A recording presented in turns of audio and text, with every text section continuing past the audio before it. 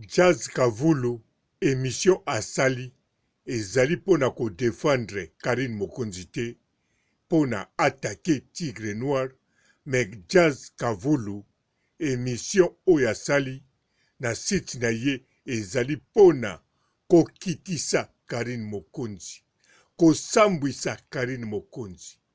Bandeko, oyo atie na nga tembe, kende na Gospel TV na ye, oya Jazz Kavulu, émission asali bayambi ye na Marlène Kasanga, na kanisa maloba lobi tie bandeli ti suka, soki botali yango mbala moko okoyebake ayende kwa kitisa asambwisa Karine Mokonzi. Bien sûr aza kolobake azali yaya ya Karine Mokonzi, bakoma lokola famille pe ya kosala aloba mabe pona Tigre Noir.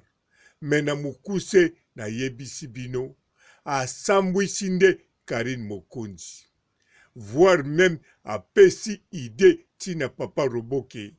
Karine Mokonzi aza mwasi ya kobanga te, lokolo za omsel meka kotia litoi, okomona ndenga koya mbangu, pe ondobwaka yo papa Robo bogar ya bapapa.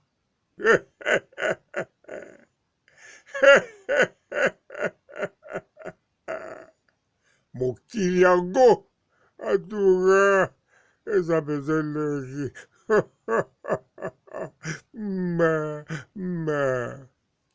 Bote bapapa bamama bandeko, bote barando na barandonete, bote batoyo balingaka rando na ba oyo balingaka rando te, bote ba jeune garçon na ba jeune fille, bote bana mike na ba bébé, bote ba Sainte Anoirite, Sainte Thérèse, Sainte Ingrid Kabongo.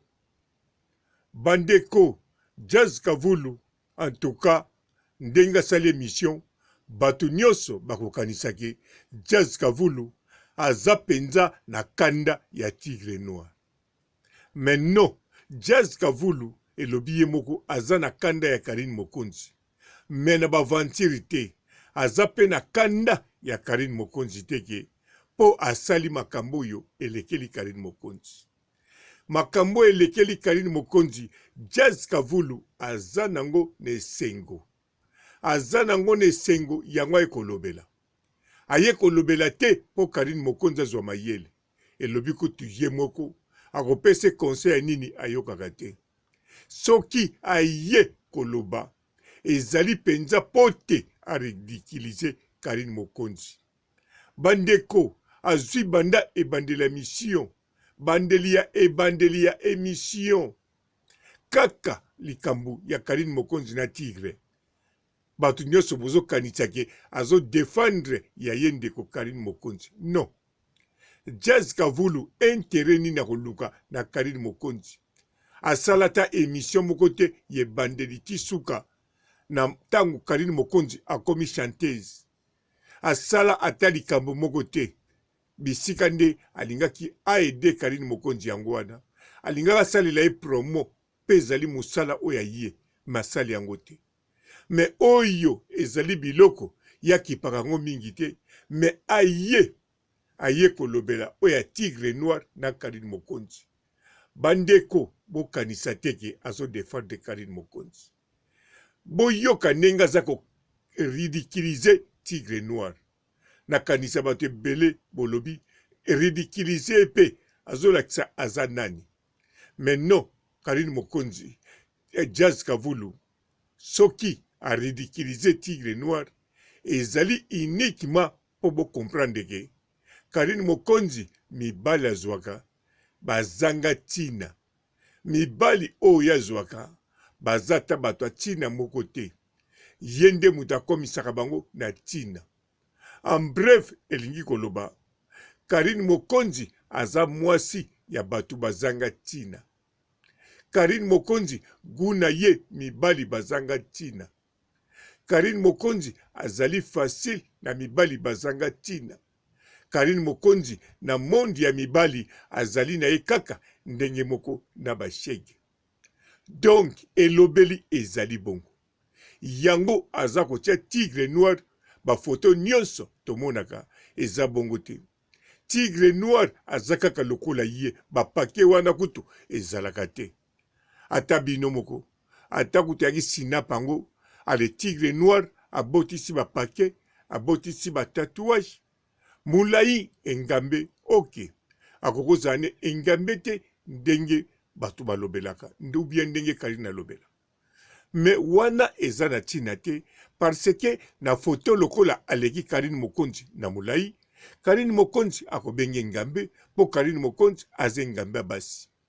Na kanisa pona koyebake tigre noir soka za mokuse to mulai to azali mwasi aza na taille ebongi na Karine Mokonzi bokomona photo batelami na Karine Mokonzi bokomona tigre noir mulai na ye pe bokomona Karine Mokonzi. Mais soki bozwi Karine Mokonzi botie na 4x4 ndeko na biso Suzuki aza bongo te. Soki botie na mibali nyonso oyo jazz aza kotia bakokani na tigre noir baza bongo te. Aspect pe eza bongo te. Même photo yango ezali soki bozobenga soki Sinai pile soki nini ndenge moko kaka baza ndenge wana te. Mais soki Jazz Kavula azoloba bongo azoloba te po akitisa tigre noir. Ngai papa Robonde tango nalobaka pona kokitisa tigre noir ou bien koloba makambo na yoki na moni oye kokitisa tigre noir. Me ye azoloba bongo pote asambwisa liboso tigre noir abimisa ye azalaka te. Sikoyo Karine Mokonzi guna ye ezali mibali ya bongo. Mibali oyo ye abengaka soki banani.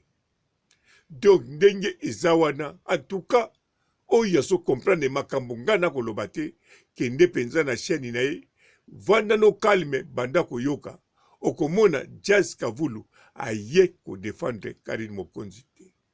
En tout cas epesinga mawa na yebite soki pona nini aye ko bimiselango misisa surtout lokola abeti susu lisolo oyo ba filma ye na chambre wana bisika kenda kofutela abeti lisolo ndenge basololango na Karine Mokonzi na ndenge Karine Mokonzi ayambai na direct pe apase mutu wana na kanisa kanda wana yango wana lisusu ebakisi ye kanda po akolobela makambo ya Karine Mokonzi. To soki alobi parti wana po ayebi ke papa Robo akosala analyse akoya koloba clair ba ide oyo eza na mutu ya Jazz Kavulu. Yango Jazz Kavulu alie kolia avance po soki boyeba tina lobi likambo oyo bokanisake soko ya bozwi yango mabe ye pa lobi yango po Karine Mokonzi asimbisa ye touche abengai na direct basolola na mutu oyo afilmaki ye. Alors Jazz Kavulu ndenge aza wana ata bazaka na Karine me foko yebake ye Karine Mokonzi Jazz Kavulu ata ina ye te me azwaka Karine Mokonzi vraiment mwasi moko to mutu moko ya milie na ye te ya makambo na ye te. Nga liboso nakanisaki ayinaki kaka Karine Mokonzi aza kolinga penepene te mpo na mosala na bango ya kichroniqueuse kijournaliste baza kobanga Karine Mokonzi adomine. Me lelo yo namoni ke asalelaka ye bakalikile na makambo ebele. Yango Jazz Kavulu oyo akanisaka kipenza alingaka Karine Mokonzi en tout cas na ndimi te. Ata soka ayina ye te me azwaka Karine Mokonzi en tout cas na valeur moko te. Na ndimi pe te un jour soka kozwa Karine Mokonzi na valeur.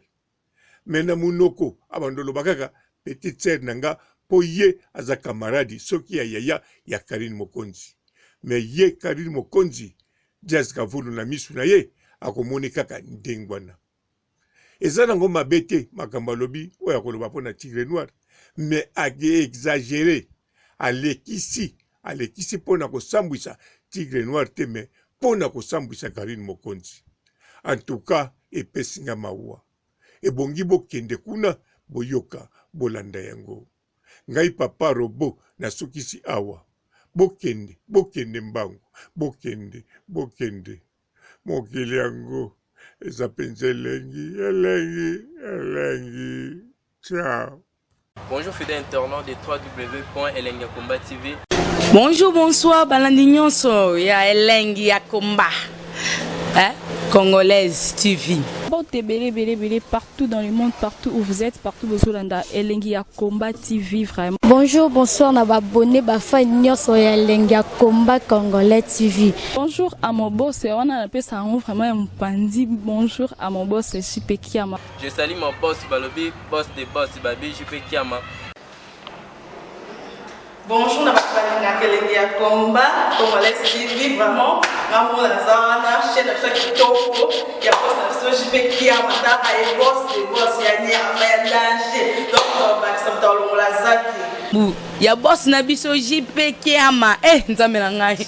Ba boss bazali ba boss bazali. JP Kiama, le boss des boss. Napesi d'abord bonjour tebe mbote belé na mo boss JP Kiama wana na kozangisa ote donc na ko lekate sana napesa mo boss JP Kiama boss des boss. Bon, belé partout dans le monde, partout où vous êtes, partout où vous êtes, Elengi Yakomba TV vraiment. Bonjour, bonsoir, na abonné bafa nyonso ya Elengi Yakomba Congolais TV. Bonjour à mon boss, on a appelé ça vraiment un pandi. Bonjour à mon boss, JP Kiama. Je salue mon boss Balobi, boss des boss Babi, JP Kiama. Bonjour, na Elengi Yakomba Congolais TV vraiment. Ngamo na zana chaîne na chaque topo ya boss na JP Kiama ta ay boss des boss ya nyama ya danger. Donc ba samta longola zaki. Ya boss na biso JP Kiama, nzambe na ngai. Ba boss bazali ba boss bazali. JP Kiama, le boss des boss. Napesi d'abord bonjour tebe mbote belé na mo boss JP Kiama wana na kozangisa ote donc na ko lekate sana napesa mo boss JP Kiama boss des boss.